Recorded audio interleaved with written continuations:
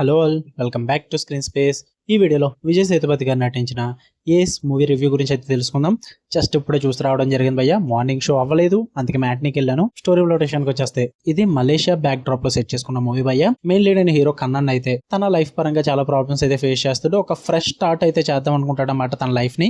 అదే టైంలో హీరోయిన్ అయితే కలవడం జరుగుద్ది. తనకున్న ప్రాబ్లమ్స్ ని సాల్వ్ చేయడానికి కొన్ని పనులు అయితే చేయడం జరుగుద్ది అనమాట. దాని తర్వాత ఎలాంటి ప్రాబ్లమ్స్ ఫేస్ చేశాడు అన్నదే ఈ ఏస్ మూవీ. మూవీ డ్యూరేషన్ అయితే 2 hours 54 minutes అయితే ఉంటుంది. ఇక ఫుల్ రివ్యూలోకి వెళ్ళిపోయే ముందు మీరు కనుక ఛానల్ కి కొత్తగా వచ్చుంటే వెల్కమ్ టు స్క్రీన్ స్పేస్. వీడియోని ఖచ్చితంగా లైక్ చేయండి. Theatrical reviews and Telugu dubbed movie reviews తో పాటు ఓటీటీలో రిలీజ్ అయ్యే other languages movies and web series genuine and quality content కోసం మన ఛానల్ సబ్స్క్రైబ్ చేసుకుని బెల్ ఐకాన్ ఆన్ లో పెట్టుకోండి. ఇక ఈ మూవీ విషయానికి వచ్చేస్తే ఫస్ట్ థింగ్స్ ఫస్ట్, నాకైతే యావరేజ్ వాచ్ భయ్య. జనం కూడా పెద్దగా లేరు థియేటర్ లో. నేను వెళ్ళే టైంకి మార్నింగ్ షో అయితే నాకు తెలిసి పడకపోతేనేమో నేను వెళ్ళినప్పుడు, ఎందుకంటే అప్పటికి చాలా బుక్ అవ్వలేదు అసలు. గ్రీనరీ అయితే మెయింటైన్ చేశారన్నమాట. అందుకని మ్యాట్నీకి వెళ్ళాల్సి వచ్చింది. నాకైతే యావరేజ్ వాచ్ అనిపించింది. పాజిటివ్ విషయానికి వచ్చేస్తే విజయ్ సేతుపతి గారి పర్ఫార్మెన్స్ అయితే బాగుంది భయ్య. ఆ కన్నన్ అన్న రోల్లో చాలా బోల్డ్ గా అయితే పర్ఫార్మ్ చేస్తారు. చాలా బాగా వర్కౌట్ అవుద్ది. ఆ క్యారెక్టర్ ని ఆయన చాలా బాగా పోర్ట్రే చేసి చూపించారని చెప్పాలి. ఇంకా యోగి బాబు గారి రోల్ కూడా బాగానే ఉంటుంది. మరి through out the movie enjoy చేయరు కానీ, బట్ చాలా కామెడీ సీన్స్ లో అయితే వర్కౌట్ అవుతారు. ఆయన బాగా పర్ఫార్మ్ చేశారని చెప్పాలి. మంచి హ్యూమర్ కూడా జనరేట్ అవుద్ది.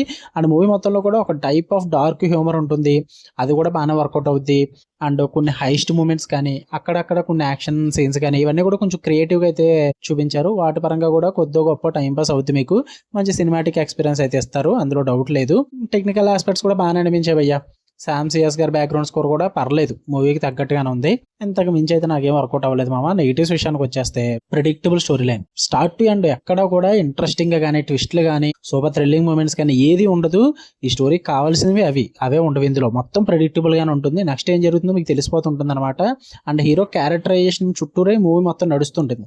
బట్ ఆ క్యారెక్టరైజేషన్ కి మనం కనెక్ట్ అవ్వలేము. ఆ ఎమోషనల్ కనెక్ట్ అయితే ఉండదు అనమాట. పైగా మూవీ అంతా కూడా చాలా ఫ్లాట్ గా వెళ్ళిపోతుండడం వల్ల అలా కూర్చొని చూస్తూ ఉంటారు తప్ప ఒక సాటిస్ఫాక్షన్ అంటూ ఉండదు. కొంచెం థ్రిల్ మూమెంట్ కానీ, ఇంటెన్స్ మూమెంట్ కానీ ఏది అనిపించదు భయ్యా. అలా కూర్చొని చూస్తారు అంతే. నాకైతే అంతగా వర్కౌట్ అవ్వలేదు. దానివల్లే మెయిన్ గా బాగా డిసప్పాయింట్ అయ్యాను నేను. వాళ్ళు తీసుకున్న జానర్ కూడా అది కూడా ఇన్కన్సిస్టెంట్ గా అయితే ఉంటుంది అనమాట.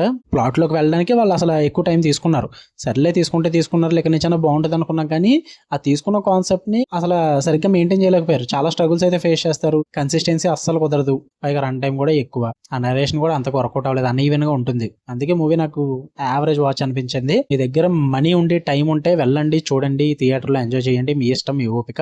నాకైతే ఓకే యావరేజ్ వాచ్ భయ్యా. ఫ్యామిలీతో కూడా చూసేచ్చు, ప్రాబ్లం ఏం లేదు. మీకు కనుక వీడియో వస్తే లైక్ చేయండి, షేర్ చేయండి, మీ ఒపీనియన్స్ కూడా కామెంట్ చేయండి. ఇలానే మరిన్ని interesting movies and web series reviews కోసం బెల్ ఐకాన్ ఆన్ లో పెట్టుకోండి. Love you all, bye.